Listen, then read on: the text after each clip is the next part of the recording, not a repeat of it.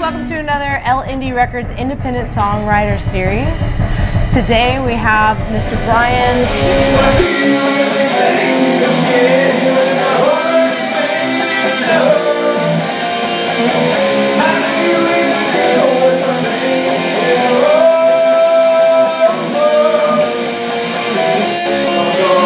It's an exciting time for you right now. Yes, Tell us about what you're doing. Right now I'm traveling the world over the next year. I'm traveling the United States for the first 4 months. Mm-hmm. I'm playing shows in between cities that I'm visiting, and I'm basically just trying to get experience. I made a CD called Full Circle.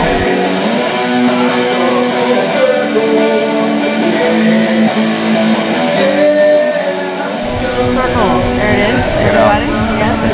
A lot of songs on here, 12 yes, songs. 12. Way to go. And you were telling me earlier you did everything on here, right? Yes, I did everything. The drums, guitars, bass, the lead guitars, vocals, backup vocals. I'm mainly a guitar player. Mm-hmm. I'm from Miami, Florida. Mm-hmm. I've been playing for years in different bands, and I got decent enough to do it on my own over time. I've been writing songs about 20 years at this point.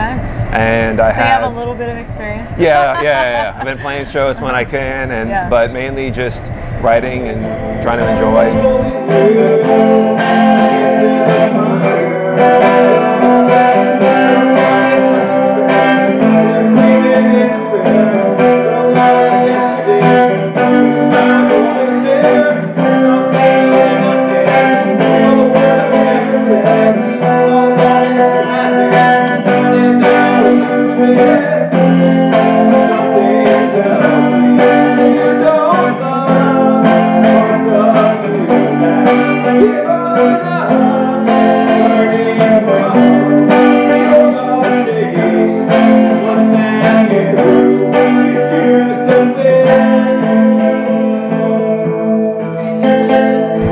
With you on this yes, tour, right? I have my wife and 2 daughters with me. Yeah. They're traveling the whole world with me.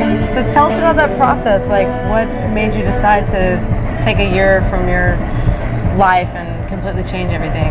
I kind of got tired of what I was doing. I was working for Lexus. I was basically I worked in the body shop industry, repairing cars, supervising repairs, and I was always working 60-something hours every week, and 6 days a week oftentimes, and then after no time for music, really? No, not really. So a lot of these songs are actually kind of before that time because I didn't really have time during that time. But at some point I realized that that's not really what I want out of life.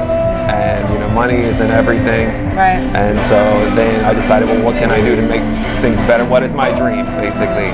And my dream, I realized, is traveling and playing music. Yeah. So I thought, what if I could combine the both? Yeah. And maybe travel and play some shows in between. And then I got an idea, well, I want to record my album. And I had a ton of songs, like 30 songs ready to go, and I had to narrow it down to 12. Yeah, was that hard?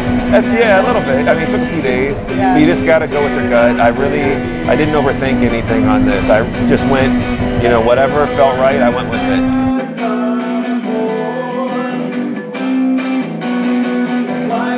You just gotta believe in yourself, and I've had these songs for a while, so I was able to know, what I, try to be a diverse mix of songs and do something that was challenging to myself. But then I tried to think about it like, what would I like? I play music for myself. And you obviously hope people like it, but the real goal is to make yourself happy and to enjoy for yourself. And it's different to play it and to hear it too. Yes. When you're recording, it's challenging. You listen to it as a listener, which is hard to step into those shoes, and especially if you're playing like every instrument yourself. Oh yeah. I can't wait to listen to it. I'm very excited about it. I'm excited about your set. So where do you go on from here? I'm going to start traveling west, and then I'm going to start heading north. I go through the Midwest. I start heading over I'll be up in Nashville. I want to play, do an open mic night there, and then Chicago. Dillard, right? Yes. Yeah. Uber Cafe. They do Monday nights over there. That's the place to be in Nashville. Yes. Everybody told me, "Are you playing there?" And I said, "Well, I'm going to try." So it looks promising. Yeah, cool. And then Chicago, there's a place called the Elbow Room. So I have a gig set there for May 31st. Cool. And then in New York City, I wanted to play some of the major music cities cities of the United States as I'm traveling all over. I got a show in the Lower East Side at a place called Pianos, and they had like little lounges and what have you. So I'm gonna come in there and give it my best. Right on.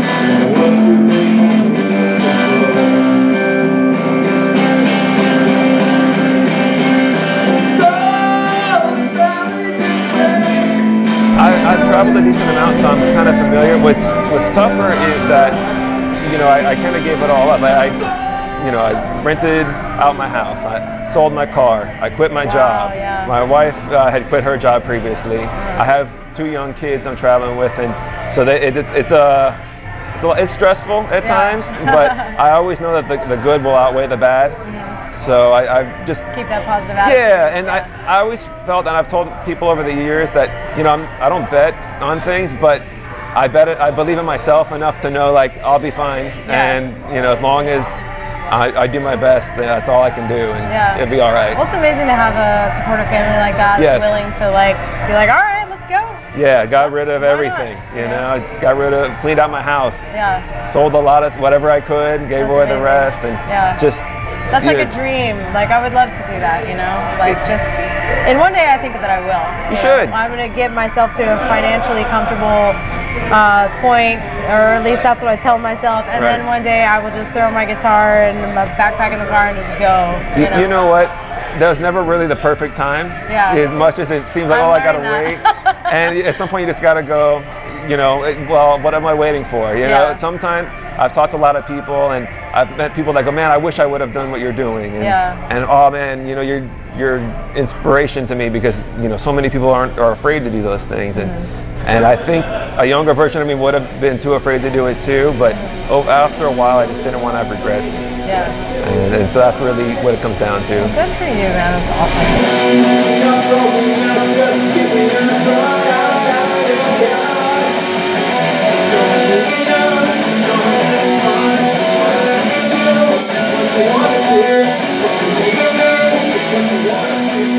I originally was going to have a drummer with me, because I wouldn't consider myself a drummer per se, but I've always played. I started playing drums first, actually, when I was a kid. So playing in a band class in middle school and what have you. So I had that experience, and I'd played a little bit here when I could, messing around, but I had taken my dad's drum set, and I started playing it at my house all the time when I had a chance. And I finally felt I was good enough to do it. And the drummer I was going to have record with me couldn't be available that week, so I said I'm just going to do it myself. And I just said, you know what, I know how I want the songs to be played. I want to get how I hear it in my head out. I remember hearing about how Lenny Kravitz did that, and everybody was talking about it. It's not something that happens very often, but it's very rewarding, right? It's like, because you listen, you're like, I built that from the ground up. It's kind of shocking in a way, because you feel like, did I just do all that? Like, how is that possible? One step or one track at a time. Yes. And basically, we started with drums, and then the bass, and guitars, and vocals.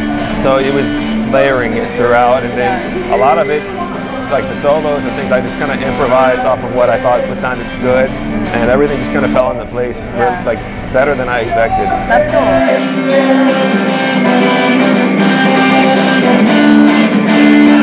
Thanks for being with us. Brian Peterson, everybody. Where can they find you? All over there. My official website is on reverbnation.com/bprock. I have a Facebook page, Brian Peterson.